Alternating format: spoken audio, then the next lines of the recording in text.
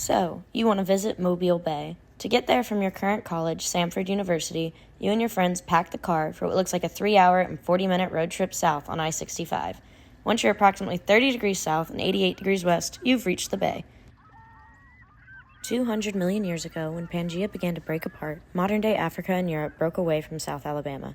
This split caused what we now know as the Gulf of Mexico to expand, the thin, low-lying region filling with saltwater from the Pacific Ocean.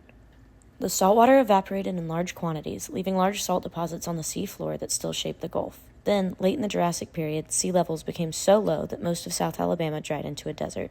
Instead of water, the Gulf Coast was an ocean of sand. Geologists have found evidence of this in the rock cores drilled out of oil wells. Once the water returned to the Gulf, marine life began to thrive in the warm, shallow waters, eventually dying and contributing to the large oil reserves that companies mine today. When the most recent ice age occurred, the polar ice sheets became so massive that the sea levels around the world lowered by almost 500 feet. Although no ice reached what is now the southern United States, it has still affected the climate and sea levels, creating the Gulf Coast that we know today.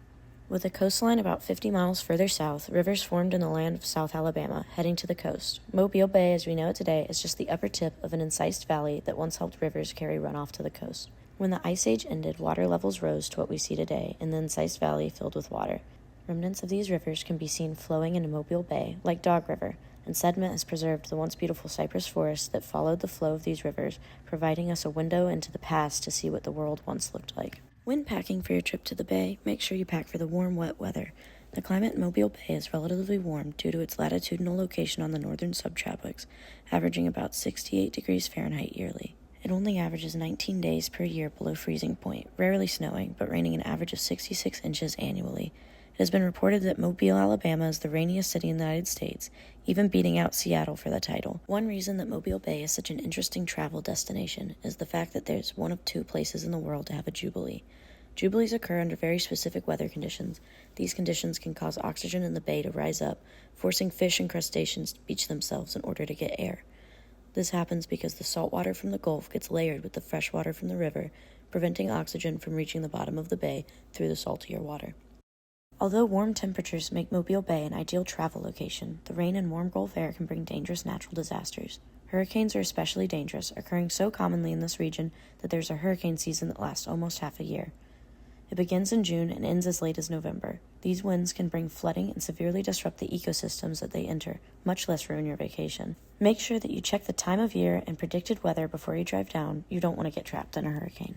Oyster reefs provide a safe environment for a variety of marine life. Oysters, mollusks, crabs, forage fish, and other organisms use these reefs for safety and protection. Unfortunately, because of the rising salinity levels, oyster populations have begun to decline and naturally occurring oyster reefs have started to deplete. One oyster can filter a gallon of water per hour, making them a crucial aspect of a clean ecosystem for vegetation and animals alike. Submerged aquatic vegetation, the sign of a healthy estuary, plays the role of nursery, breeding ground, and home for the fish and shellfish of the bay. Vegetation like seagrass also holds the sediment in place, ensuring the bay floor does not shift drastically with the currents or boat traffic that comes through. Marine forests also hold the sediment steady on the banks of the bay. Pine and cypress trees provide habitats for a vast number of creatures, from osprey and eagles to catfish and tadpoles. They are a crucial contributor to the biodiversity that Mobile Bay boasts. The branches and tops of these trees are an ideal nesting place for the seabirds that call the bay home. Raccoons and squirrels rest in the middle areas of the trees, cohabitating with the birds that inhabit the canopies. The roots of these trees provide refuge for creatures like crawfish and snails, and breeding grounds for amphibians. Even the dead trees can provide safety and shelter for wildlife, giving sanctuary and food to barred owls and endangered woodpeckers. The downed cypress logs are used as home for turtles, alligators, and some species of fish and crustacean. Mobile Bay provides a vast number of ecosystems that play host to a diverse cast of organisms. It's surrounded by wetland areas, sand dunes, and forests. The brackish waters promote the growth of seagrass. Any trip taken to Mobile Bay would be greatly diminished without this knowledge. When you visit, make sure to appreciate the complex ecoscape that's thriving all around while respecting the rules put in place for their approach. As you drive into Mobile, Alabama, you might notice the French influence. Streets and islands have French names, and French traditions like the yearly celebration of Mardi Gras shape the culture of Mobile and its surrounding areas. Mobile, Alabama was colonized by French settlers in 1702. It currently holds the title for the oldest city in Alabama and has always served as a major port. French settlers brought their own culture to Mobile, leading to the very first Mardi Gras celebration in the United States in 1831, Christmas Eve. Michael Kraft, a boisterous and drunk man, put cowbells on rakes and marched through the streets making noise for fun.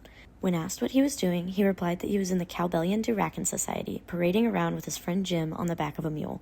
Papers called for the society to continue their parades, and on New Year's Eve, about 50 men gathered in the streets, beginning something that we now recognize as the first American Mardi Gras parades. Mobile Bay has been affected by these parades. Often, the Mariner, a restaurant that lies in the mouth of Dog River in Mobile Bay, hosts Christmas boat parades, mirroring the Mardi Gras parades that happen inland. Mardi Gras has lasted through the years, and if you can time your trip well, you will be in for a cultural experience that's only celebrated in a few cities on the coast. However, if you want to visit the culture of Mobile but can't make it between Christmas and Lent, Mobile has a carnival museum open year-round for guests to explore the history of Mardi Gras. If Mardi Gras does not interest you, do not worry. The USS Alabama sits in the bay as a memorial park, allowing guests to climb aboard and see how the naval soldiers lived aboard the ship. She's stunningly large in person, and the weight of the lives lost aboard the ship are said to haunt it to this day. Guests who stay overnight report hearing and seeing old soldiers wandering about their posts aboard the battleship.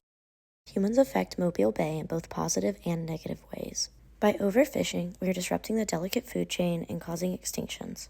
Destroying the ecosystems for construction and other activity, like wearing down the sand dunes and habitats, also brings about habitat damage and animal extinctions. Boat traffic creates noise and water pollution, with inconsiderate people leaving their trash behind in the water, further polluting and harming the biosystem in Mobile Bay. However, humans can interact with the bay in neutral or even beneficial ways.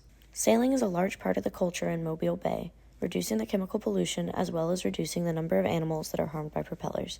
Signs are given out to protect endangered species like the manatee, and residents are made aware that they should not be petting the friendly animals. Environmentally conscious people have started conservation groups like Mobile Baykeeper and Dog River Clearwater Revival to create a community that is conscious of the needs of the bay. Mobile Bay is home to many cultural and natural phenomena. All you have to do is visit to experience them.